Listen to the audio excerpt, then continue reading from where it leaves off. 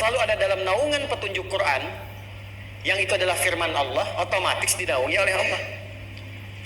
Dan sikap ini itu langsung dipertegas oleh Al-Quran. Allah langsung menegaskan bahwa orang takwa ini kalau benar mengeluarkan petunjuknya, diimplementasikan dalam hidup seperti yang tadi kita contohkan misal, maka kehidupan orang ini akan lebih dekat pada kebahagiaan dan kesuksesan apapun yang dia kerjakan. Jadi kalau dia memilih di ranah bisnis misalnya, dia keluarkan nih ayatnya, hadisnya, contohnya, diikutin, telatenin betul, ditelatenin tuh, itu cenderung sukses dan bahagia. Dan itu mahal sekali. Dan hebatnya dalam keadaan sukses pun masih lekat dengan petunjuk. Masih lekat dengan petunjuk. Karena itu di ayat yang kelima disebutkan karakter ini dengan kalimat ulaika ala hudam mir rabbihim. Hudam mir rabbihim disebutkan dulu. Karena yang mengantarkan dia pada kebahagiaan dan kesuksesan itu ini Al-Quran sebagai pedoman hidup. Ulaika ala hudam mir rabbihim wa ulaika humul muflihun. Nah, cenderung orang-orang yang menyikapi Quran ini sebagai pedoman hidup, hidupnya cenderung bahagia. Tapi dengan cara yang benar, orientasi yang benar, niat yang benar, takarrub untuk ibadah kepada Allah. Jadi bukan cocok logi, hanya mencocok-cocokkan misalnya untuk tujuan dunia. Jangan menarik kepentingan akhirat ke dunia, terlalu rendah. Balik. Al-Imam Ibnul Qayyim Al-Jauziyah mengilustrasikannya begini. Kalau Anda ingin ada capaian dunia dengan akhirat, posisikan dunia seperti bayangan. Jangan dikejar apalagi ditangkap. Hanya lelah saja. Besok cobain ya, nangkap bayangan. Ya, nangkap bayangan tuh. Kejar aja, tangkap. Ya, kejar, tangkap, kejar. Sulit, capek. Maka caranya kata Al-Imam Ibnul Qayyim Al-Jauziyah, berbaliklah. Ketika Anda berbalik, maka bayangan mengikuti. Dunia tuh begitu, berbalik menuju akhirat, dunia akan ikut. Jelas? Ini bagian orang takwa yang pertama.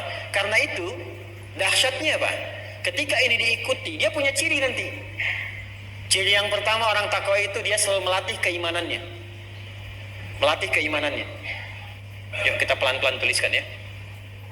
Dia melakukan peningkatan iman. Jadi tidak statis. Dilatih terus naik ya. Karena itu bentuknya mudhari'.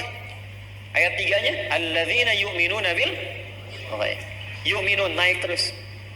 Lewat apa? Lewat skema ibadah. Yang pertama yang pokok tadi, salat. Salat. Kemudian melatih ibadah sosial, yang ini ritual, yang ini sosial, gemar berbagi. Wa mimma razaqnahum yunfiqun. Ini yang tadi saya tuliskan punya orientasi akhirat. Walladzina yu'minuna bima unzila ilaika wa ma unzila min qablik wa bil akhirati hum yuqinun. Jadi dia menurunkan, ini cara implementasinya begini, dia menurunkan kehidupan akhirat itu, kurikulumnya turunkan ke bumi. Karena yakin dengan akhirat, dia turunkan jadi kurikulum hidup. Ini poinnya. Kalau ini bisa kita keluarkan, maka ulaika ala hudam rabbi wa ulaika humul. Makanya orang-orang hebat yang tadi saya sebutkan, walaupun sudah bahagia, sudah sukses, tetap kerinduannya itu untuk meningkatkan iman. Salat. Utsman bin Affan, Tamim Ad-Dari, Abdurrahman bin Auf, itu Al-Imam An-Nawawi sampai bikin buku namanya At-Tibyan fi Adab Hamalatil Quran, dan menunjukkan konsistensi mereka meningkatkan takwa. Sukses-suksesnya mereka, sekaya-kayanya, itu setiap malam masih punya kesempatan sholat tahajud sampai khatam Al-Quran. Jangan ditanya bagaimana bacanya, kan idealnya khatam gitu. Tidak. Orang-orang soleh itu waktunya diberkahi oleh Allah. Diberikan keberkahan waktu. Ashabul Kahf kan rasanya cuma semalam, tahunnya 309 tidak tahun ya, 309 tahun. Ada lagi yang Uzair kan, rasanya baru yauman au ba'da yaum, ternyata tidur cukup lama. Jadi ada orang-orang yang diberkahi oleh Allah waktunya. Ini masalah iman. Kalau iman tangkapannya pada jiwa, orientasi akhirat. Nah ini yang ideal. Sebelum saya sampai pada golongan yang kedua, tuntaskan dulu ini. Jadi pribadi seperti ini, atau bergaul dengan orang yang punya karakter seperti ini, Itu akan menjadi katalis mempercepat kita masuk pada golongan ini. Karena itu Al-Imam An-Nawawi setelah bikin Al-Arba'in itu membuat Riyadhus Shalihin untuk menunjukkan kepada kita kiranya dengan siapa mesti bergaul. Contoh nih, ya sederhana saja. Anda mau cari sekolah untuk anak, cari kualifikasi yang ada sifat-sifat ininya. Maka anak akan cenderung diantarkan pada yang baik. Antum ingin cari tempat tinggal misalnya sedang cari-cari, lihat lingkungannya. Bukan cuma airnya. Ya. Airnya bagus nggak nih, gitu kan? Banjir nggak nih, gitu kan? Baik, tapi lihat juga karakteristik moralnya, ini takwanya. Ada siapa di situ? Masjidnya ada nggak? Hidup nggak pengajiannya? Ya. Anda ingin cari sahabat, ukuran pertamanya iman. Karena iman itu mengantarkan sampai akhirat. Kalau ukurannya hanya dunia, maka keterbatasan ada pada dunia saja. Sekalipun dia setia, dia baik, tetap dunia. Akhirat nggak bersama lagi. Apalagi kemudian teman hidup misalnya, ya cari pasangan, cari suami, cari istri, atau yang sudah suami istri, meningkatkan diri menjadi pribadi yang takwa. Yang sudah berumah tangga, suami mencoba menjadi lebih takwa, istri mencoba menjadi lebih takwa. Kompak di situ ini. Maka yang didapatkan ulaika ada udah berlebih, wa ulaika humul muflihun. Dan kehidupannya selalu penuh dengan kenikmatan. Masih ingat yang pernah saya sampaikan kisah dua orang yang berbeda secara penampilan fisik, tapi selalu punya visi yang sama untuk akhiratnya. Ingat gak? 2 tahun lalu yang saya ceritakan. Maaf ya, ada seorang suami, ini sebetulnya dua yang berbeda, tapi punya kesamaan. Dan cara-cara menyikapinya luar biasa. Kisah pertama, ada seorang yang dianugerahi oleh Allah, istri yang dalam pandangan fisikal dunia sangat ideal, cantik, baik dan sebagainya. Suami wajahnya kalau ada standarisasi mungkin di bawah standar gitu ya. Ya tapi kan kalau ganteng atau cantik kan relatif ya. Kalau jelek kan mutlak gitu. Tapi cara memandang tidak demikian. Ya, itu hanya manusia saja memandangnya. Tetap dalam pandangan Allah ketika diciptakan semua sempurna. Karena itu memandang ciptaan Allah itu dengan iman. Ingat ya, dengan iman, bukan dengan tinjauan akal semata. Maka iman akan membimbing keutamaan pada setiap hamba. Ini cara melihat hamba itu nanti gak ada lemahnya, selalu istimewanya. Anda melihat orang kok, wah jalannya begitu, tahu-tahu penghafal Quran 30 juz. Anda melihat orang kok, ini orang gak bisa lihat. Tapi ternyata itu keistimewaan dari Allah supaya ditutup, gak lihat maksiat. Coba kalau balik menanya kepada Anda, ya Pak mau kemana Pak, nggak bisa lihat ya. Terus dia jawab, Alhamdulillah Allah tutup pandangan saya supaya nggak bisa melihat maksiat. Anda berapa banyak maksiat dilihat sampai hari ini? Mau jawab apa? Nah, itu kalau kita pakai iman, semua terlihat seperti indah. Nah ini kehidupan rumah tangganya suami istri ini luar biasa. Satu kali istrinya dandan bagus, baik, cantik, sampai membuat suami sulit untuk berkedip, kemudian sulit untuk menoleh tak mampu, berkedip tak bisa melihat. Kata istrinya, Zauji ma bika, sayang kamu kenapa? Masih ingat kisah ini? Ya kan? Oh mulai ingat ya. Kata suaminya, saya bersyukur yang telah menjadikan kepada Allah yang telah menjadikan engkau sebagai pasangan hidupku. Maka istrinya menjawab, saya bersabar. Sebelum sampai ke sabar itu ada kalimat yang indah. Sayang, kita berdua akan ke surga katanya. Jadi ketika suaminya mengatakan saya bersyukur kepada Allah yang telah menjadikan engkau sebagai pendamping hidupku, kata istrinya, kita berdua insya Allah ke surga. Kata suaminya, kok bisa? Kata istrinya, engkau bersyukur menjadikan aku sebagai pasangan hidupku atas ketetapan Allah, aku bersabar menerima engkau sebagai pasangan hidup yang Allah titipkan kepadaku. Keduanya tertawa. Jadi itu bukan sebuah ejekan, tapi hanya untuk menyampaikan sebuah visi. Jadi akhirnya ada kesenangan bersama. Jadi canda orang-orang takwa itu, candanya itu canda-canda yang memberikan pencerahan kepada jiwa. Kan ada yang ketawa bahagia, ada yang ketawa nyelekit kan? Ya. Ya. Tapi yang hebat tuh yang ini, alim. Alim tuh Satu orang, jamannya ulama. Ya, dari kalangan ulama alim luar biasa. Ini sebaliknya, punya istri cerewet. Kadang-kadang ngerjain. Coba ibu bayangin, minta jeruk, dibeliin jeruk ke pasar sama alim ini. Pulang-pulang saya nggak pengen jeruk, pengennya apel. Gitu. Selalu begitu tuh. Dan itu diketahui kemudian oleh kawannya, sampai kawannya merekomendasikan, untuk apa engkau mempertahankan perempuan seperti itu? Udah, pisahkan aja katanya. Apa jawabannya? Tiba-tiba suaranya meninggi dan keluar amarah pada dirinya. Apa yang kamu katakan katanya? Allah telah mengirimkan surga kepadaku dan engkau mengeluarkan aku dari surga itu. Jadi memosisikan istrinya dengan segala perilaku tadi sebagai jembatan surganya. Kemudian kata kawannya heran, bagaimana maksudmu? Tuh, dijawab. Kata beliau disampaikan, bukankah dengan semua perilakunya itu aku lebih bisa meningkatkan sabar? Bukankah sabar mendekatkan diri kepada Allah? Innallaha ma'as. Bukankah ucapan selamat pertama dari malaikat itu kalimat sabar? Salamun alaikum bima. Aku telah bersabar selama ini menerima perlakuan dari istriku yang aku harapkan mengantarkan pada ridha Allah, dan engkau ingin mengeluarkan aku dari itu semua. Wah, kalau cara pandang suami seperti itu, nikmat deh semua istri itu.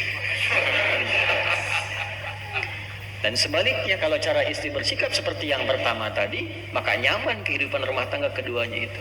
Itulah diantara ciri orang takwa. Jadi takwa itu kalau dibawa kemanapun tuh selalu ada kenyamanan. Walaupun sekali lagi mengungkapkan itu tidak semudah menjalaninya, tapi akhirnya selalu akan terasa indah. Kan pahala itu ada di prosesnya, kan bukan di akhirnya. Keindahan tuh di akhirnya, pahala di prosesnya. Jadi kalau sedang menjalani, jalani aja dulu, tapi arahkan kepada ibadah supaya ringan untuk menjalaninya. Golongan kedua, itu golongan yang ingkar. Lawan dari yang ini. Takwa itu punya ciri utamanya iman, yang ini punya ciri utamanya ingkar, menutup diri dari keterangan-keterangan Quran sebagai petunjuk. Sikap untuk menutup itu bahasa Arabnya disebut dengan kafar. Jamaknya kafaru. Maka ayat 6 dan 7 mewakili karakteristik golongan kedua ini. Innal ladzina kafaru sawa'un 'alaihim a'anzartahum am lam tunzirhum la yu'min, itu lawan dari yang ini ciri pertama. Alladzina yu'minuna bil ghaib. Yang ini la yu'minun, ingkar, menutup dirinya, tapi menunjuk kepada karakter. Nah, golongan kedua ini dibagi dua bagian, sehingga ada yang menghitung ini 2 dan 3, ada yang memasukkan pada satu golongan cuma dibagi 2. Yang satu yang kafar namanya. Jadi saya menuliskan dengan kafar dulu, jamannya kafaru untuk menunjukkan perilaku. Kafaru jamannya ini. Yang pertama, orang yang anti iman secara langsung, lawan dari mukmin. Mukmin lawannya pemilik perilaku kafar, namanya kafir. Kafara yakfuru fahuwa kafirun. Maka di sini muncul kata kafir. Kafir itu lawan dari iman. Yang menutup dirinya dari keterangan-keterangan Al-Quran sehingga tidak yakin terhadap keterangan ini. Jelas ya? Disebut apa namanya? Kafir. Jamaknya disebut kafirun. Baik. Sehingga diartikan belum beriman. Jelas ya? Terhalang atau menutup dirinya untuk belum beriman. Ini kafir. Satu. Yang kedua, ada yang kafar ini perilakunya seperti kafir. Kalau kafir karena lawan dari iman, karena itu nggak ada pancaran-pancaran iman dari perilakunya. Contoh pancaran iman pertama, alladzina yu'minuna bil ghaib wa yuqimunas shalat. Orang beriman mesti salat. Kafir karena tidak ada pancaran iman, dia nggak salat. Karena kan menutup diri dari petunjuk Quran, ya kan? Dia tidak salat. Dalam tanda petik ada kewajaran dia tidak salat karena tidak ada iman. Paham sampai sini? Jelas ya? Yang menarik itu begini, Menarik itu dalam konteks negatif ya, negatif. Ada orang mengaku beriman tapi nggak sholat. Nah, ini jadi problem. Ada nggak orang mengaku beriman tapi nggak sholat? Ada. Ngaku Islam tapi nggak sholat? Ada. Ada. Ngaku Islam tapi nggak zakat? Ada. Ada. Makanya orang yang sudah berhak zakat, dia ngaku muslim nggak mau zakat, disebutnya kafar. Kafar. Maksudnya perilakunya seperti orang kafir saja. Mereka nggak sholat, yang belum beriman nggak sholat karena nggak ada iman. Ya kamu ngaku iman kok nggak sholat? Kok perilakunya seperti serupa? Karena itu nanti di surah ke-14 itu, yang ayat 7 itu, wa idz ta'adzana rabbukum la in syakartum la azidan wa la in kafartum inna 'adzabi syadid. Kalau kamu ingkar, nah ingkar di sini yang dimaksudkan boleh jadi pada bentuk yang kedua. Mengaku dia muslim, ya kan?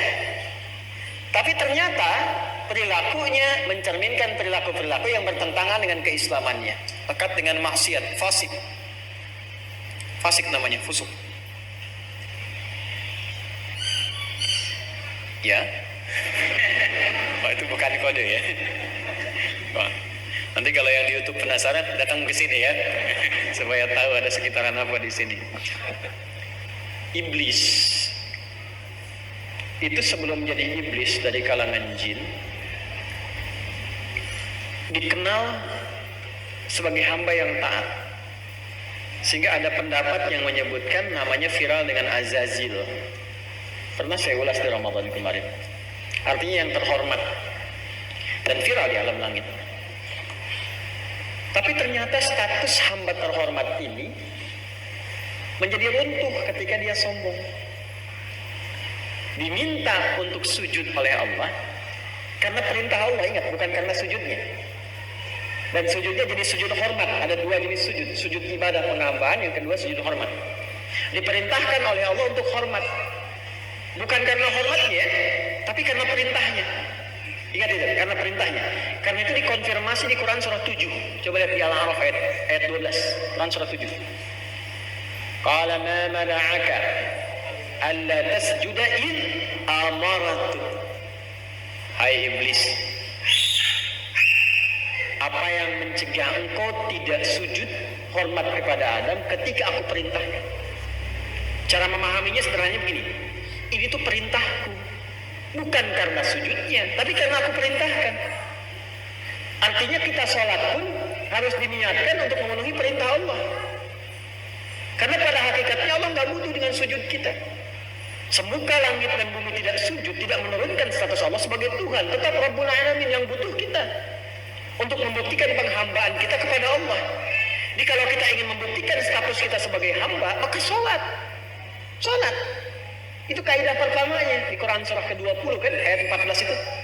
Innani anallahu la ilaha illa ana fa'budni wa aqimis salata dzikri. Jadi kalau kita menuhankan Allah, kata Allah, buktikan saya yang Tuhan, kamu hamba.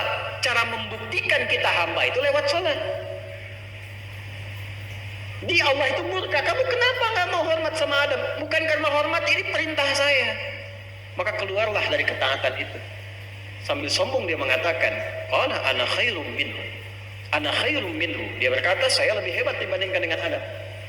Khalaqtani min narin wa khalaqtahu min tin. Kau ciptakan aku dari api, kau ciptakan dia dari tanah. Enggak layak yang levelnya tinggi dari bahan materi penciptaan hormat kepada yang lebih rendah. Murka Allah. Diusir keluar. Maka dia mengambil sifat kesombongan melekatkan pada dirinya. Mengambil untuk dilekatkan, bahasa Arab yang disebut dengan istakbara yastakbiru. Makanya di Al-Baqarah ayat 34 ya diungkapkan dengan kalimat istakbar.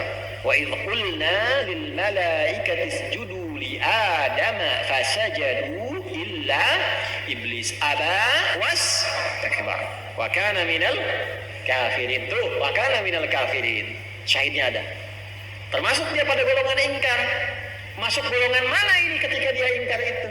Awalnya disebut fasik, tapi fasik yang tidak diobati mengantarkan kepada aduun mubin. Bahayanya itu. Nanti ada perbedaan antara fasiknya iblis dengan fasiknya manusia. Ketika disebut iblis, itu disebutkan sifat taatnya kemudian jadi fasik. Ketika fasik itu dipertahankan jadi iblis. Dari mana taunya? Al-Kahf ayat 50. Oke, nanti habis ini ngaji itu. Ya, Al-Kahf ya. Ada yang Yasin, Al-Kahf silahkan dibaca. Masuk ayat 50. Wa idh qulna lil malaikati isjudu li Adama fasajadu illa iblis kana minal jinni fa fasaqa an amri rabbi. Fasaq itu kata kerjanya. Pelakunya disebut fasik. Jadi kalau ada orang-orang wakala minal kafirin yang serupa dengan perilaku-perilaku menyimpang yang ini dari fitrah, kafir, orangnya kafir, ada yang kedua fasik. Mengaku dirinya taat tapi perilakunya menyimpang. Fa fasaqa an amri rabbi. Begitu dipertahankan, makin menyimpang, makin maksiat, jadi kufur betulan. Makanya ini, awas hati-hati ya, yang mengaku muslim mempertahankan tidak sholat, kan? Tidak zakat, nanti akan terakumulasi sifat-sifat itu. Yang bahaya dari fasik bisa naik nanti pada golongan yang keempat. Kalau karakter tiganya disebut tiga, golongan besarnya, kalau dihitung ke sini 1, 2, 3 jadi 4. Siapa itu? Munafik. Munafik. Makanya kalau ada seseorang yang kita berharap kita dijauhkan dari sifat-sifat ini, terkontaminasi dengan sifat nifak sehingga menjadi munafik, di antara cirinya apa? Ibadahnya semakin mengecil. Dan sholatnya itu sudah nggak betul. Sudah nggak sholat, sholat pun ketika ada kepentingan dunia saja. Jadi akhiratnya ditarik ke dunia. Dan itu kepentingannya cuma sementara aja. Itu ada di Quran surah 4, An-Nisa. Coba dicek ayat 142. Kita masih di Al-Baqarah ya, ayat 21. Belum masuk juga dong. An-Nisa 142, coba lihat. Innal munafiqina yukhadi'una Allah wa huwa khadi'uhum. Kemudian wa idza qamu ila sholati qamu kusala yura'unan nas wa la yadhkuruna Allah illa qalila. Tuh. Jadi kalau sudah jadi munafik, ibadahnya malas. Jadi kalau asalnya dari sini, dari fasik nih, ikut-ikutan bergaul dengan yang nggak sholat, ngeliat, salah persepsi, salah tempat belajar, ya, mau belajar Islam tapi di tempat orang yang tidak sholat, akhirnya pulang-pulang konslet, ya. Sholatnya jadi nggak wajib lagi, puasa jadi nggak wajib, cara pandang berbeda, ukurannya dunia, narik akhirat ke ukuran dunia. Kalau mau maju lihat tuh seperti negara itu, nggak sholat tapi maju. Ternyata keislaman itu ada pada nilai begini, konslet kan? Ya kan? Halo? Ya kan? Kalau ada yang sholat bisa maju dan lebih baik, kenapa memilih yang tidak sholat dan kelihatan seperti maju? Ingat, maju itu bagus, tapi kalau tidak disertai dengan keberkahan, kemajuan itu mengantarkan pada kehancuran. Firaun maju tidak? Maju. Namrud maju tidak? Maju. Bahkan banyak peradaban yang disaksikan sampai dengan sekarang. 3.500 tahun loh, kurang lebih sampai dengan sekarang. Jarak Nabi Muhammad ke Nabi Musa kan sekitar 2.000 tahun. Kita ke Nabi Muhammad 1.500 tahun, 3.500 tahun. Piramidnya masih ada, perlambang kemajuannya. Tapi apakah membawa keberkahan? Tidak. Habis di larung lautan. Dan dicontohkan kepada kita sekarang. Ya, muminya ditampakkan dan sebagainya. Apa mau seperti itu? Namrud juga tidak menjadi hebat. Anda coba main ke Turki misalnya, cek bagian ke ujung dekat sana tuh, ya, arah-arah ke Mesopotamia, ke arah sananya itu, kan ada piramid-piramid juga. Saya sudah pernah kunjungi itu, hebat, besar, bagus dan sebagainya. Tapi apakah mengantarkan pada keberkahan? Tidak. Kita butuh yang berkemajuan, tapi di dalamnya ada keberkahan. Nah ini pertanda bahaya ini. Jadi udah mulai malas ibadahnya. Dan menariknya gini, kalaupun ibadah cuman sedikit, illa qalilah, yang sedikit itu pun cuman buat pamer aja. Kalau bahasa milenial mah pencitraan apa ya, saya kurang paham. Buat itu aja gitu. Ya, jadi kalau ada perlu, ya mulai dipakai atribut agama. Nggak ada perlu, nggak ada lagi. Ya makanya, ya kita nggak usah lompat-lompat terlalu jauh lah. Ya, yang penting inilah maksudnya ini. Paham ya? Paham. Oh, jangan dipotong tuh video tuh. Musim-musim sekarang sudah mulai dekat ke pemilu ya. Tolong jaga saya untuk konsen untuk membimbing umat saja ya. Jangan tarik-tarik ke urusan politik ya. Tolong konsen saja di urusan pembelajaran sehingga kita berikan pencerahan, semuanya punya kesempatan yang sama untuk bisa menjadi lebih baik ya. Halo? Ini golongannya ini. Nah ini dalam berkehidupan akan selalu ditemukan yang begini.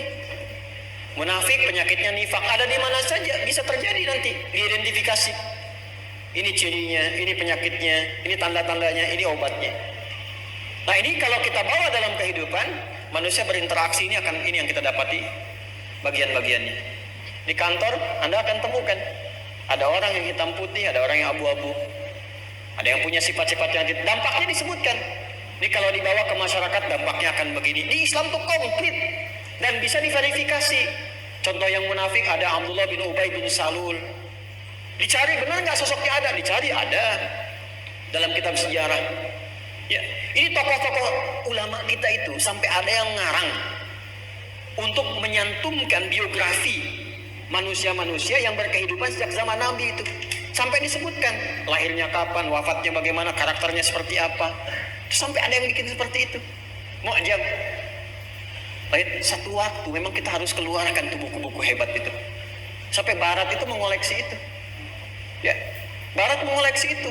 Khazanah umat Islam terdahulu karena mahal sekali. Banyak manuskrip yang belum bisa diterjemahkan sampai sekarang. Ya.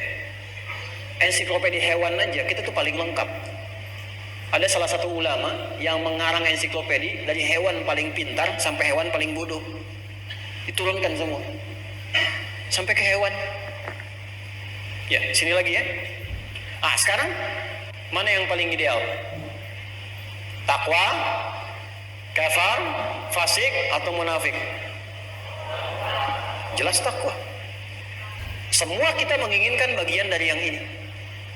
Dan kita pun tidak boleh soleh sendirian. Karena itu saya selalu mengajak, doakan juga ini yang kafir mau beriman, yang fasik mau bertobat, yang munafik supaya sembuh, supaya nilai-nilai kemuliaan itu melekat pada semua. Minimal kalau ditanya di hari kiamat, alih-alih kita banyak menghujat, kita bisa menjawab, saya sudah mendoakan ya Allah seperti yang pernah Engkau perintahkan.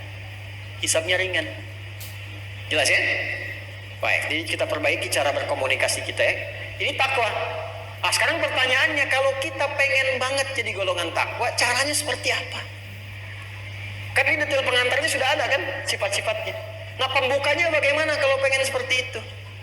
Dan idealnya semua manusia kan mengharapkan ini kan. Siapa manusia yang tidak ingin bahagia?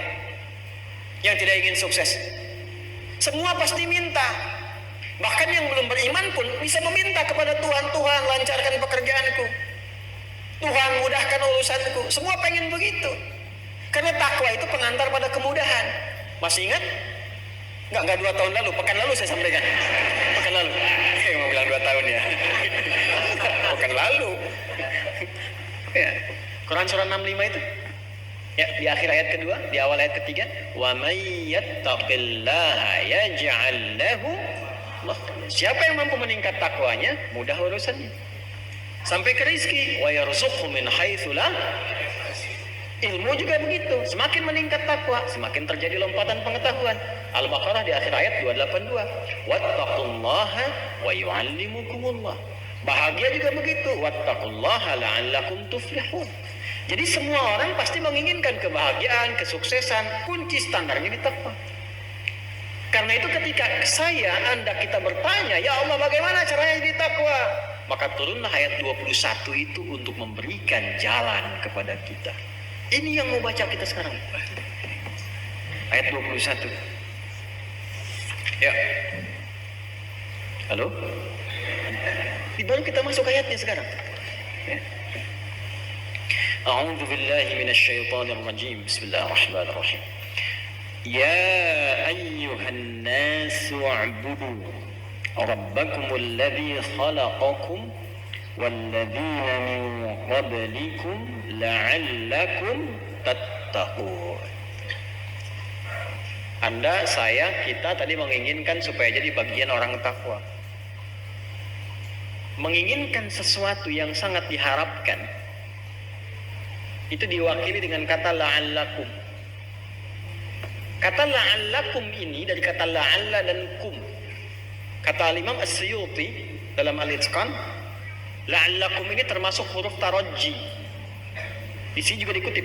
Ya, saya bacakan ya supaya sesuai. Huruf tarajji. Di halaman ke-103 bab yang Arab.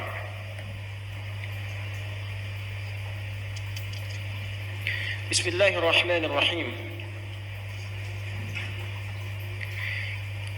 Ya ayyuhan nasu ya harfu nida'in wa ayyu ismun munada madmum wa hal tanbih wa kasratun nida fil Qur'ani bihadzal uslub litta'kid wal mubalaghah. Nanti saya terjemahkan dan saya ulas. Lianna kullama nada Allah bihi ibadahu min awamir wa nawahin wa 'idhatin min al-umuri al-'idham al-mujibah litayaqquz. Kemudian langsung saya agak cepat nanti ya.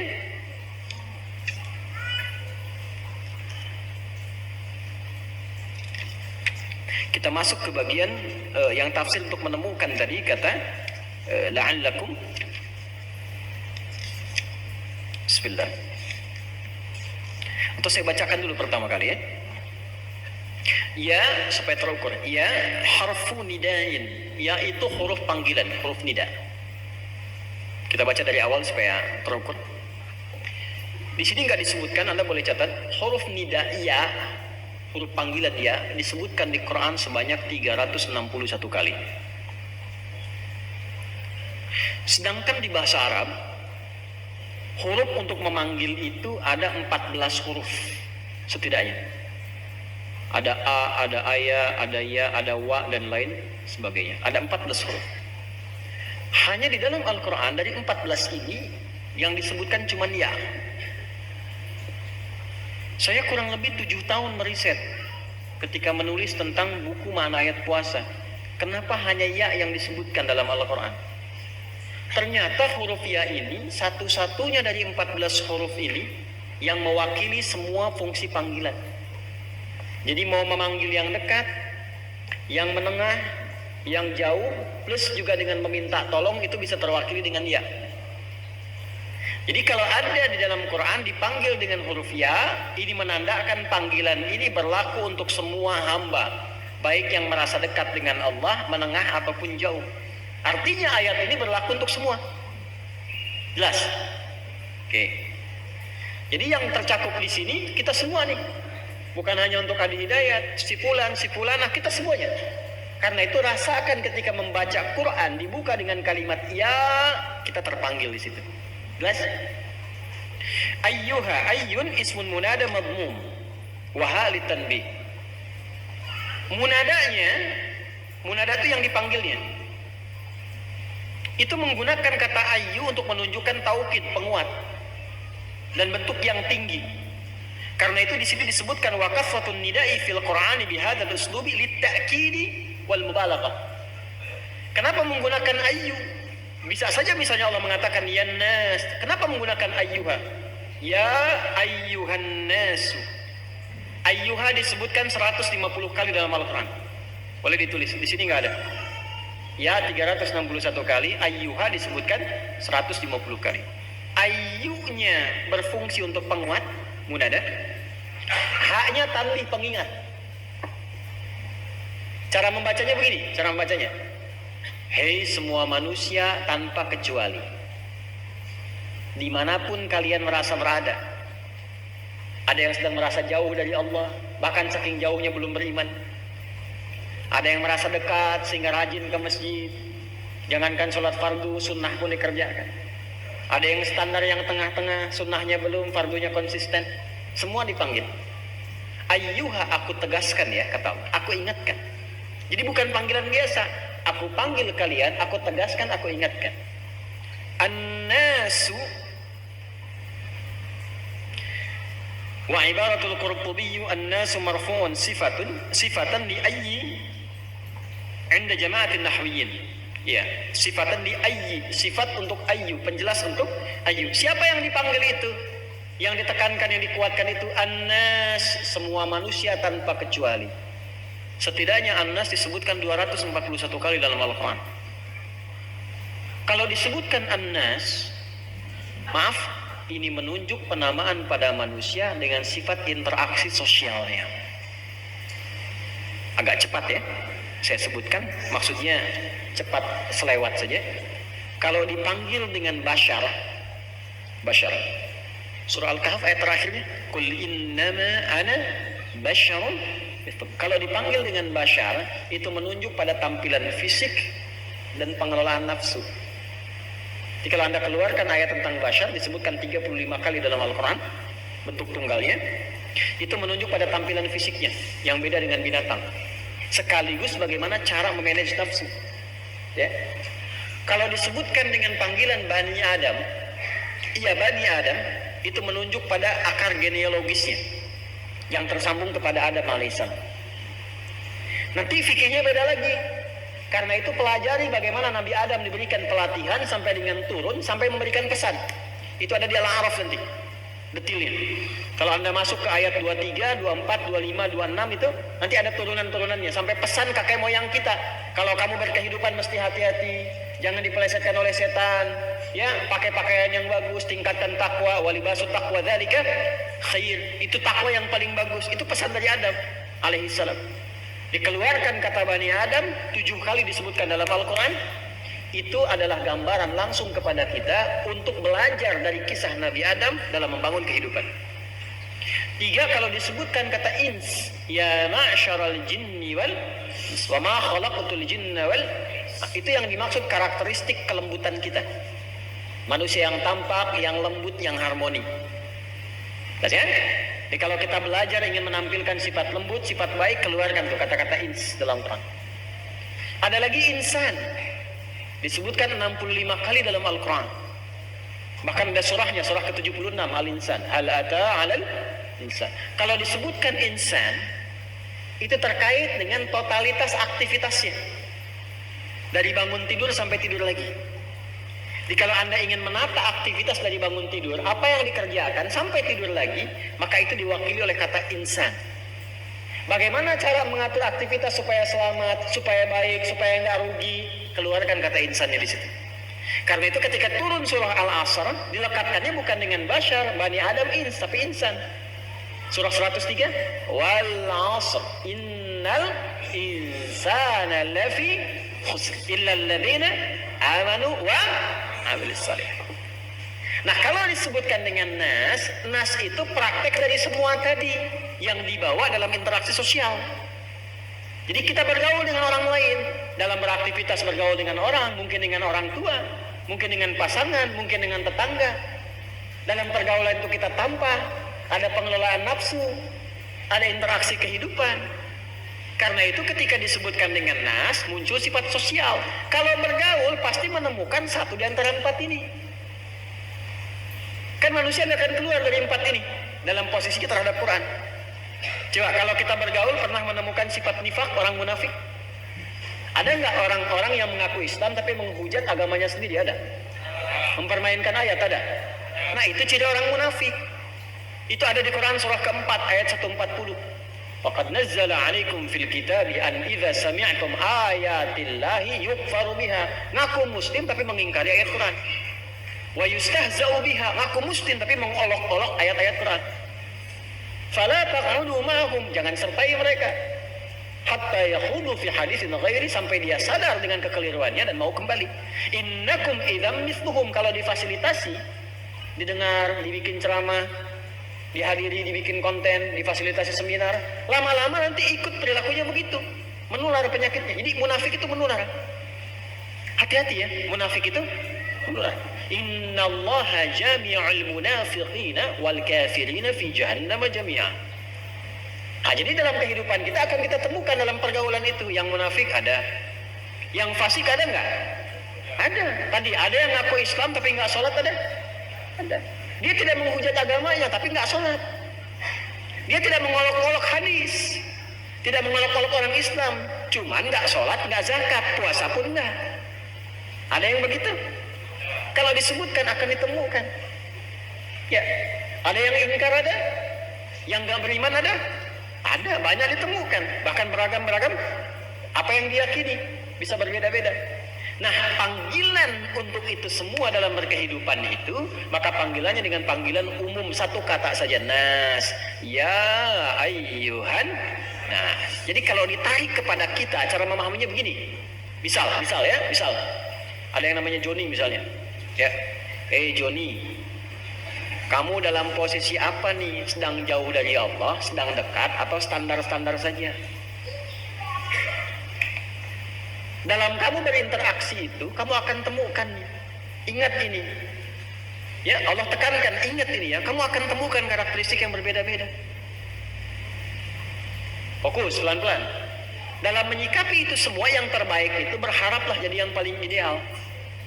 Siapa yang ideal itu? Yang takwa itu. Makanya di ujung ayatnya lompat dulu ditutup dengan kalimat la'allakum tattaqun. Kamu harus jadi bagian dari yang takwa itu. Nah, la'allakum itu harfut taraji. Harapan untuk meraih sesuatu yang diinginkan, tapi tidak akan terwujud kecuali dengan kesungguhan. Jadi kalau Anda ingin masuk golongan pertama, golongan takwa, gak mungkin bisa dapat itu. Kecuali sungguh-sungguh untuk melatih diri sehingga jadi bagian dari golongan yang dimaksudkan. Sekarang pertanyaannya, ya Allah, saya ingin sungguh-sungguh menjadi bagian dari orang takwa itu, bagaimana caranya? Sebelum kita lanjut, kita cari kesepakatan dulu. Mau jadi orang takwa gak? Mau sungguh-sungguh gak? Mau serius gak?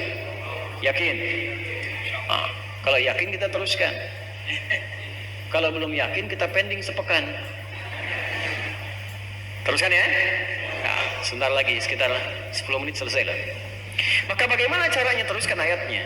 Ya ayyuhan nasu, hai semua manusia, kalau ingin jadi takwa, masuk golongan pertama tadi, golongan istimewa itu, maka yang pertama dilakukan u'budu rabbakum.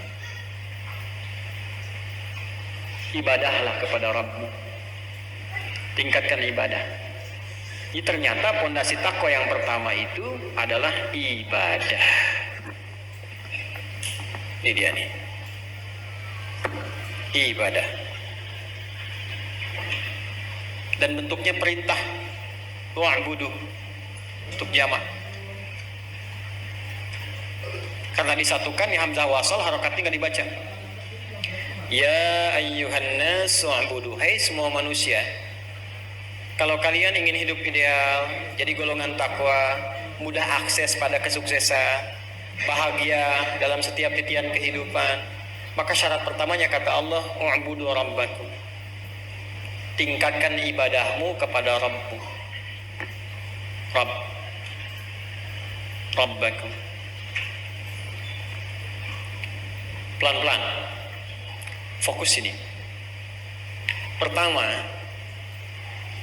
kalimat ibadah di ayat ini diungkapkan dalam bentuk perintah, fi'il amr.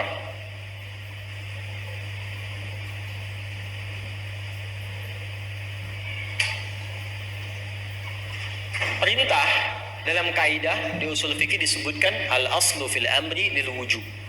Pada dasarnya setiap perintah itu maknanya wajib, hatta yadulla dalilu ala khilafi, sampai nanti ada keterangan lain yang memalingkan hukum wajib kepada hukum lain. Bisa jadi nanti sunnah, bisa jadi mubah, karena keterangan-keterangan yang lainnya disebut dengan qarinah. Tapi dasar awalnya sifatnya wajib. Awas, pelan-pelan, perhatikan. Ini filosofinya, ini mahal sekali nih, ini hikmahnya nih. Tidak mudah menemukan penjelasan ini. Fokus ya.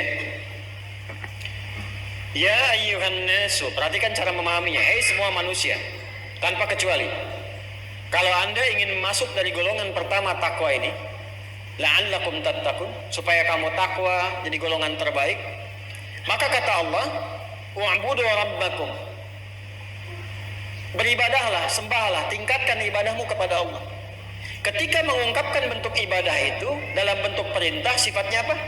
Wajib. Perhatikan, cara memahami hukum wajib itu jangan sebatas dipahami sebagai perintah formal. Tapi cara memahaminya, hadirkan sifat rahman Allah di balik perintah itu. Di Allah itu saking sayangnya kepada kita, memaksa kita untuk beribadah itu bukan karena ibadahnya, supaya kita bahagia nih. Kan jadi orang takwa itu bisa bahagia kan? Wa ulaika humul muflihun. Takwa mengantarkan pada kebahagiaan. Takwa itu dekat dengan bahagia. Takwa dekat dengan kesuksesan. Takwa dekat dengan solusi. Takwa dekat dengan kecerdasan. Tuh. Takwa dekat dengan kemudahan. Semua hal yang kita dambakan itu, yang ideal itu, ini pembukanya ada pada takwa. Sedangkan untuk mendapatkan takwa kuncinya di ibadah. Jadi ketika Allah mewajibkan kepada kita untuk ibadah, sebetulnya bukan karena memaksa kita mengerjakan sesuatu, supaya kita bahagia ini, supaya kita lebih dekat ke sukses, supaya kita lebih mendapatkan solusi. Jadi karena Allah sayang, maka dihukumi wajib. Kalau nggak sayang, nggak diperintahkan. Kalau ini kita tarik nanti ke prakteknya, maka cara memahaminya akan berbeda. Contoh, yuk kita lihat misalnya, contoh detail dulu ya. Kalau kamu ingin menjadi bagian dari takwa, kata Allah, maka tingkatkan ibadah. Maka ibadah akan mengantarkan ke sini. Kita bertanya, ya Allah, apa detailnya? Misal, contoh, 1, sholat. Ibadah pertama kan sholat kan? Dalilnya apa? Quran surah ke-20, ayat 14. Ini urutannya, antara ibadah ketemu sholat ada di sini. Di Quran surah 20 ayat 14. Innani anallahu la ilaha illa ana fa'budni.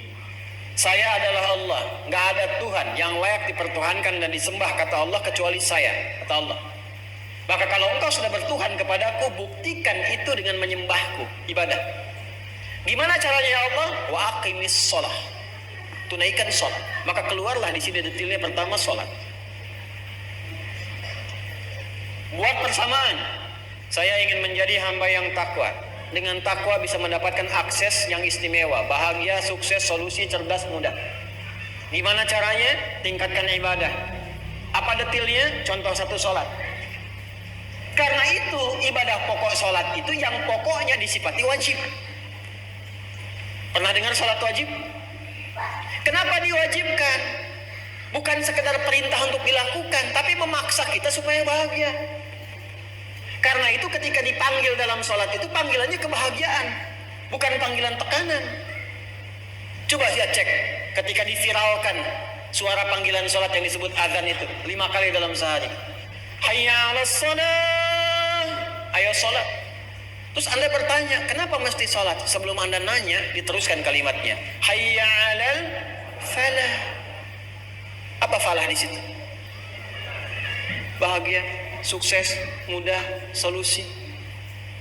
Jadi ketika kita bertanya kenapa mesti sholat, supaya kamu bahagia. Katanya pengen bahagia, katanya pengen takwa, katanya pengen solusi. Ini saya kasih jalannya, kata Allah, kamu lakukan.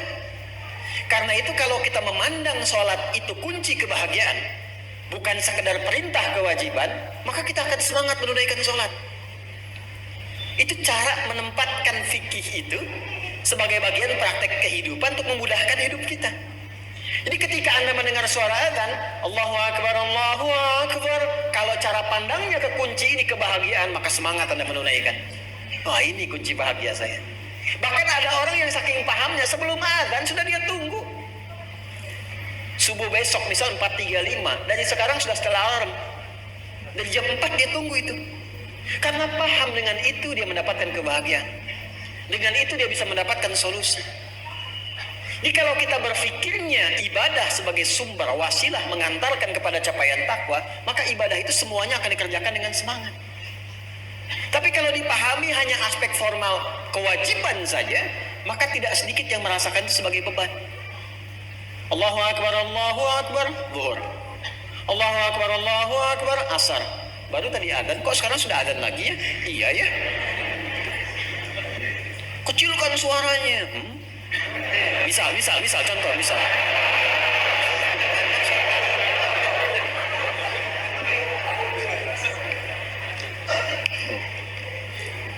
Jangan pakai toa. Tidak, saya pakai AKG. Bisa. Contoh. Nah, karena cara pandangnya berbeda. Jadi kalau kita melihatnya sebagai rahmat, insya Allah semua merasakan kenyamanan kok.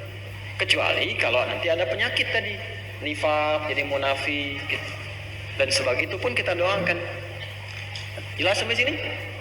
Nah, itu cara memahaminya begitu. Itu satu, pakai kata perintah.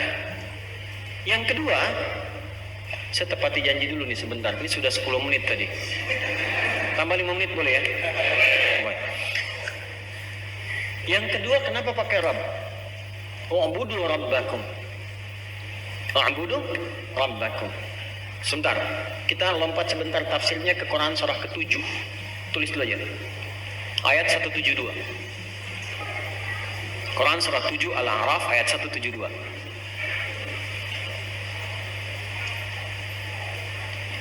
Sudah?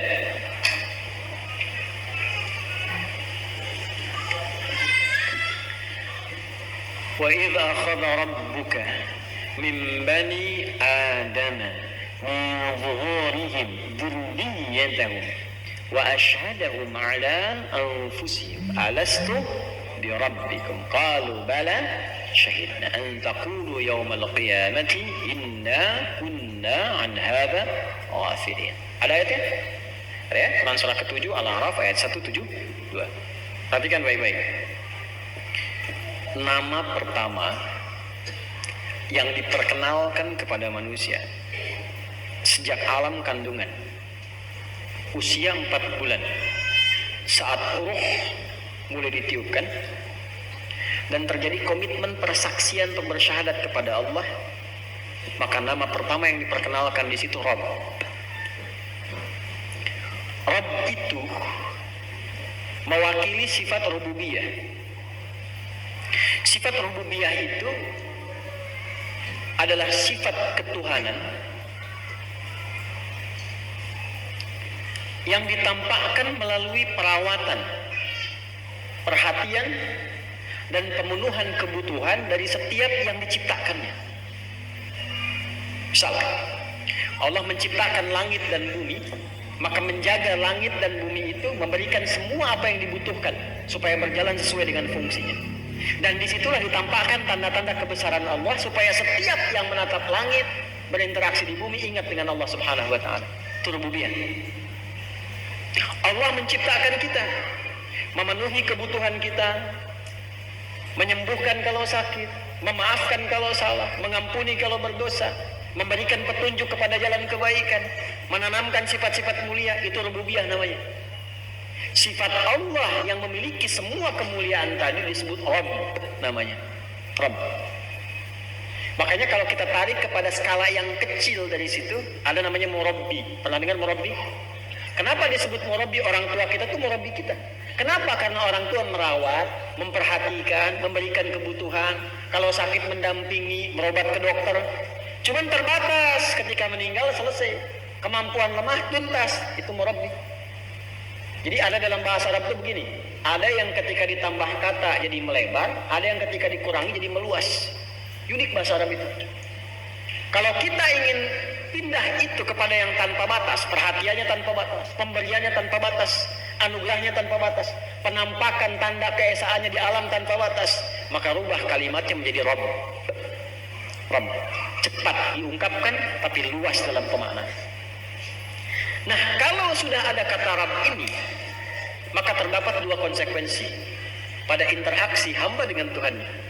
Satu, konsekuensi ketauhidan yang kita memang sudah mengikrarkan untuk mengesahkan Allah sejak dalam alam kandungan. Karena itu ketika lahir diingatkan lagi, diperdengarkan azan setiap berganti waktu. Kalimat pertamanya menggunakan kata Allah supaya diingatkan. Allahu Akbar, diingatkan lagi. Supaya nggak ngaku lupa. Kan banyak yang suka lupa kan? Apakah saudara benar melupakan ini? Lupa yang mulia. Nah di akhirat nggak bisa begitu. Nggak bisa, semua dibuktikan. Ditampakkan semuanya. Jadi yang pertama itu ada komitmen, konsekuensi komitmen kebertuhanan. Alastu bi rabbikum qalu bala syahidna. Kalimat kita syahidna itu yang kita pakai untuk dikuatkan setiap hari dalam sholat. Bukankah setiap sholat kita mengucapkan asyhadu an la ilaha wa asyhadu anna muhammadan? Nah, diperdengarkan bagi yang belum melakukan sholat, diperdengarkan 5 kali sehari. Ada kan 5 kali sehari asyhadu an la ilaha illallah? Ada? Nah, itu untuk mengembalikan kepada fitrah. Itu satu. Kalau benar kita menyembah Allah dengan ibadah, komitmen pada yang pertama, maka Allah akan menepati janjinya pada yang kedua, yaitu memberikan semua akses kebutuhan-kebutuhan kita dalam konteks kehidupan dunia sampai berpulang ke akhirat nanti. Komitmen pertama dari Allah mendapatkan haknya sebagai kewajiban kita. Komitmen kedua dari kita mendapatkan hak sebagai kewajiban Allah Subhanahu wa taala. Nanti ini dalam bab tauhid disebut dengan haqqullahi 'alal ibad wa haqqul ibadi 'ala Allah. Itu diwakili cuma dengan satu kalimat, yaitu Rabb. Jadi kalau kita benar ibadahnya, seakan-akan kalimatnya begini, ya ayyuhan nasu u'budu rabbakum. Hei semua manusia tanpa kecuali yang merasa jauh, dekat ataupun menengah. Kalian ingin bahagia, ingin takwa, ingin mudah, ingin akses, tingkatkan ibadah. Kalau benar ibadahmu, engkau bertuhan kepadaku, maka aku akan buka semua akses kemudahan dalam hidupmu. Karena itu setiap kita berdoa meminta, umumnya yang digunakan kalimat Rabb. Coba tes. Kalau kita ingin minta kemuliaan dunia dan akhirat dibebaskan dari neraka, apa doanya? Rabbana atina fid dunya wa fil akhirati wa qina. Kalau kita berbuat zalim kemudian kita taubat supaya kita minta dapat ampunan Allah, apa doanya? Rabbana zalamna wa illam wa tarhamna lanakunanna minal. Kalau kita ingin mendapatkan anugerah pasangan yang soleh solihah, kemudian anak-anaknya kemudian jadi pemimpin orang-orang takwa, apa doanya? Rabbana hablana min wa dzurriyyah qurratan waj'alna lil muttaqina. Doa untuk orang tua supaya dirahmati, apa doanya? Rabbil firli waliwa warhamhuma kama rabbayani. Kalau doa ingin diangkat beban, dijauhkan dari beban-beban kehidupan, dimudahkan, tidak seperti beban orang dulu, apa doanya? Rabbana la tu'akhidna in nasina Rabbana wa la tahmil alaina isran kama 'alal ladzina Rabbana wa la tuhammilna ma la taqata lana. Tuh, semuanya Rabb kan? Rabb. Karena itu semua makna tadi ditampilkan oleh Allah dengan satu kata saja, ubudu rabbakum. Jadi kalau kita benar ibadahnya sebagai pondasi takwa, itu semua akses kemudahan yang ada di takwa dibuka oleh Allah. Jadi sebetulnya ibadah itu untuk kita, balik ke kita, supaya kita menjadi bagian orang takwa, supaya kemuliaan yang melekat pada takwa itu bisa kita akses. Dan Allah dengan sifat kasihnya menurunkan sifat rububiyah itu sebagai pancaran kasih kepada kita hamba-hambanya. Itu cara memahaminya. Jelas sampai sini? Karena itu ketika kita sholat, langsung saya tutup dengan hadis qudsi. Tadi kita diminta ibadah, prakteknya sholat. Begitu kita sholat membaca kalimat iyyaka na'budu wa iyyaka na'budu, komitmen yang pertama menyembah Allah sebagai komitmen syahadat. Wa iyyaka nasta'in, komitmen yang kedua. Minta kita kepada Allah. Allah berhak untuk mengabulkan, berkewajiban mengabulkan kalau kita benar ibadahnya. Maka apa jawab Allah di hadis qudsi? Lihat. Hadis qudsnya berbunyi, qala Rasulullah SAW, qala Allah azza wa jalla, wa idza qala al-'abdu iyyaka na'budu wa iyyaka nasta'in, qala Allah azza wa jalla, hadza baini wa baina 'abdi wa li 'abdi ma sa'al. Ini perjanjian antara aku dengan hambaku. Kalau hambaku benar ibadahnya, benar sholatnya, benar semua yang ditunaikan dalam ibadahnya, masal, apapun yang dia minta sekarang aku kabulkan. Jadi ayat 21 ini merangkum semua kebutuhan hamba dari 4 golongan tadi. Kalau kita ingin memilih golongan ideal sebagai golongan takwa, maka dari sekarang posisikan diri kita untuk menjadi bagian itu dengan cara menanamkan pondasi ibadah. Ini bukan cuma kita saja, orang dulu pun melakukan itu. Kalau Anda nggak percaya silahkan cek di masa lalu. Orang-orang sukses yang namanya dikenang sampai dengan sekarang, itu ibadahnya ditingkatkan oleh mereka. Ashabul Kahfi itu jadi viral setelah mereka ibadah. Kan ketika ingin mempertahankan iman kan, ya mereka kan makanya ngaji Al-Kahfi jangan cuma dibaca. Itu dilihat artinya, dipahami. Ketika mereka mempertahankan iman, innahum fityatun amanu bi rabbihim wa zidnahum. Mereka itu pemuda-pemuda yang mempertahankan iman. Sedangkan iman ciri pertama takwa, alladzina yu'minuna bil. Jadi ketika mereka mempertahankan iman kemudian tidur untuk mempertahankan iman itu, dan tidur itu punya nilai di hadapan Allah. Jangan main-main loh. Islam itu mimpi ada babnya, tidur ada babnya. Ada babnya. Karena dikerjakan dengan iman, apa yang terjadi punya nilai di hadapan Allah. Makanya diatur, tidurnya dibikin enak. Matahari sinyalnya teratur. Saking enaknya tidurnya berkah waktunya. Karena itu kita punya bab tidur. Sebelum tidur, supaya jadi ibadah bagaimana? Ada lagi tuntunannya. Ya. Makan supaya ibadah bagaimana? Ada tuntunannya. Kerja supaya ibadah bagaimana? Ada tuntunannya. Karena itu kalau Anda lihat orang-orang viral di masa lalu, dari sejak Nabi Adam alaihissalam terus sampai ke Nabi Muhammad sallallahu alaihi wasallam, dan dikenang sampai sekarang, adalah orang-orang yang mampu mengoptimalkan ibadahnya. Karena itu teruskan ayatnya. Ya ayyuhan nasu abudu rabbakumul ladzi khalaqakum walladzina min qablikum la'allakum. Jangankan Anda, kamu yang saya ciptakan, kata Allah, orang dulu pun sudah saya ciptakan. Pertama Allah jelaskan kepada kita, kenapa engkau menyembah aku? Karena aku Tuhanmu, engkau itu hamba. Maka seperti dulu yang aku ciptakan menyembah aku, kamu pun sekarang nyembah aku. Ya, jelas begini? Supaya apa ya Allah? Bukan hanya menampilkan kehambaan kita, tapi supaya mendapatkan akses kemudahan dalam berkehidupan seperti orang dulu mendapatkannya. Karena itulah kemudian saya tutup, semua aktivitas kita dari bangun tidur sampai tidur lagi itu punya tuntunan ibadahnya.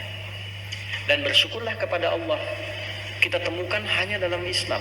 Saya sempat komparasikan, dan saya hanya temukan di dalam Islam sampai saat ini, sampai detik ini. Ya, kalau mungkin kekurangan bacaan bisa nanti dikomparasikan. Tapi sampai detik ini tidak saya temukan satu kegiatan pun punya nilai yang ibadah, punya nilai ibadah yang terukur.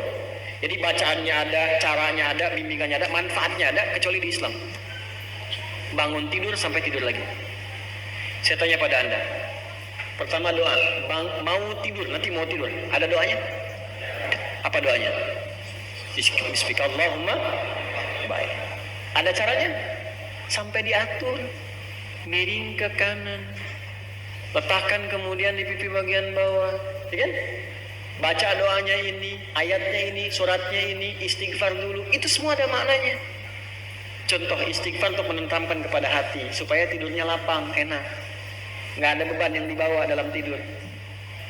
Kemudian baca surah-surah seperti 3 qul terakhir, Al-Ikhlas, Al-Falaq, An-Nas, supaya tidak ada pengaruh dari setan-setan atau yang tak nampak dalam pandangan kita dari jin dan sebagainya. Ya, dan berdoa minta sama Allah sebelum tidur. Ada doa dibebaskan dari hutang, doa dilapangkan, diberikan kekuatan untuk menyempurnakan pekerjaan kalau hidup besok hari lagi. Ini semua terukur. Bangun tidur ada doanya? Ada. Antara bangun dengan mau tidur sama nggak doanya? Tidak. Bahkan diatur caranya. Coba di hadis Abu Daud nomor hadis 1367. Dari mulai bangun tidur, duduk dulu, hilangkan bekas ngantuk, berdoa, sampai doanya apa, bacaannya apa, maknanya apa, di Islam ada. Nih, nanti keluar masjid. Keluar masjid ada doanya nggak? Ada. Kaki mana yang keluar? Kiri. Masuk kaki apa? Doa masuk dengan keluar sama nggak? Cari dimanapun. Bisa nggak ditemukan itu? Nggak ada. Dan ada maknanya. Kenapa minta rahmat ketika masuk? Kenapa ketika keluar mengakui keutamaan Allah? Coba masuk doanya apa? Allahumma ftah li abwaaba. Ketika keluar doanya apa? Tuh. Masuk minta rahmat, keluar minta keutamaan. Masuk kaki, keluar kaki. Nih, yang ke toilet. Masuk toilet kaki apa? Keluar kaki. Doa masuk dengan keluar sama tidak? Tuh. Temukan di tempat lain, nggak ketemu. Apa tujuannya? Supaya jadi ibadah. Kenapa jadi ibadah? Supaya ada keutamaan. Jadi takwa dan mendapatkan hasil dari situ. Pertanyaannya, setiap baca itu dapat nggak manfaatnya? Setiap mengerjakan itu ada nggak? Kalau belum didapat, berarti ada yang belum dikaji.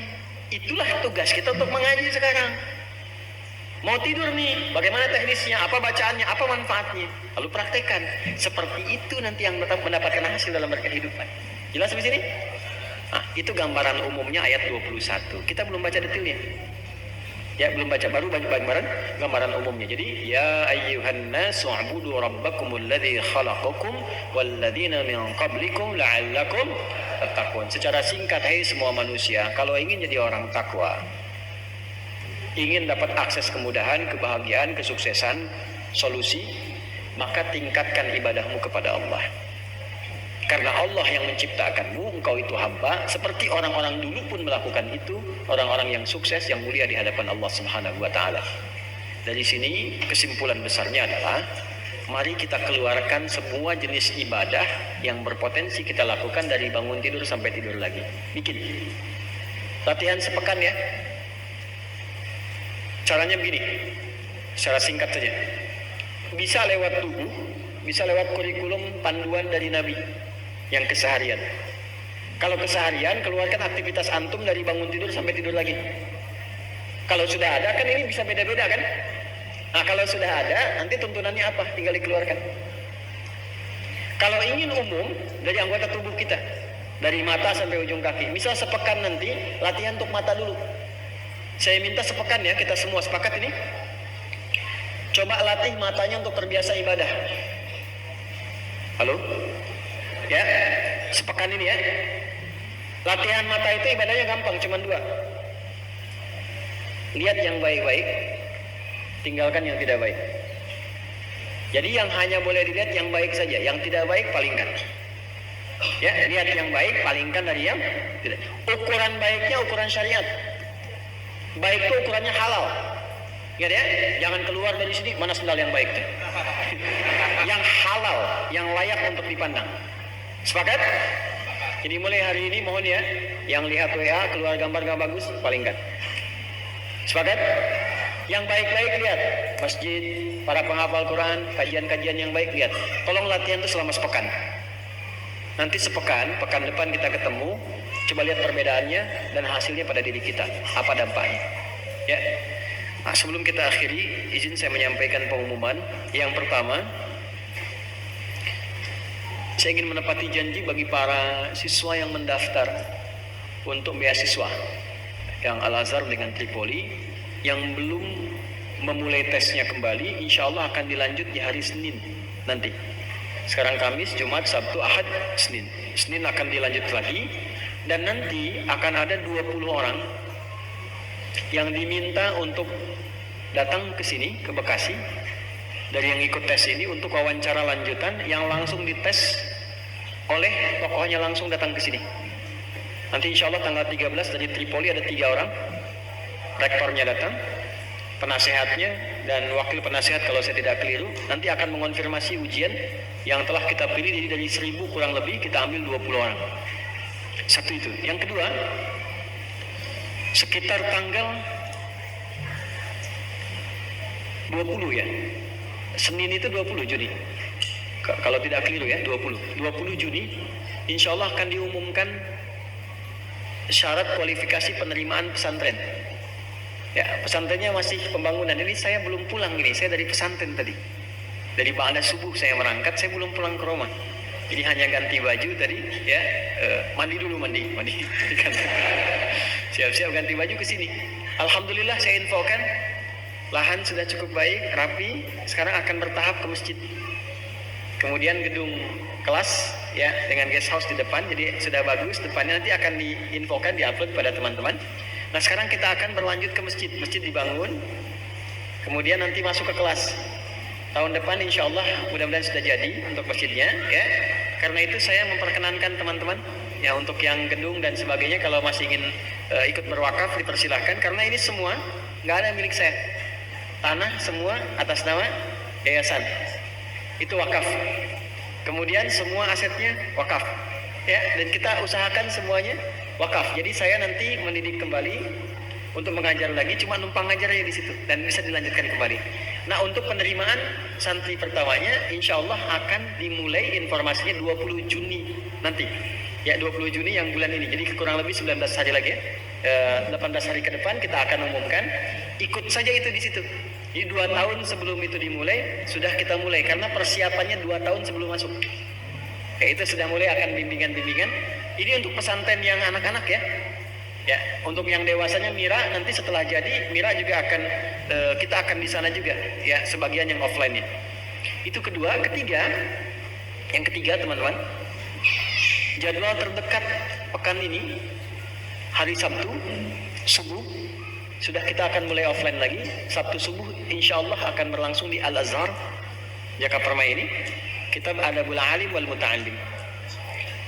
Kemudian Sabtu jam 8 duhanya insya Allah di Masjid An-Nur Tanah Kusir.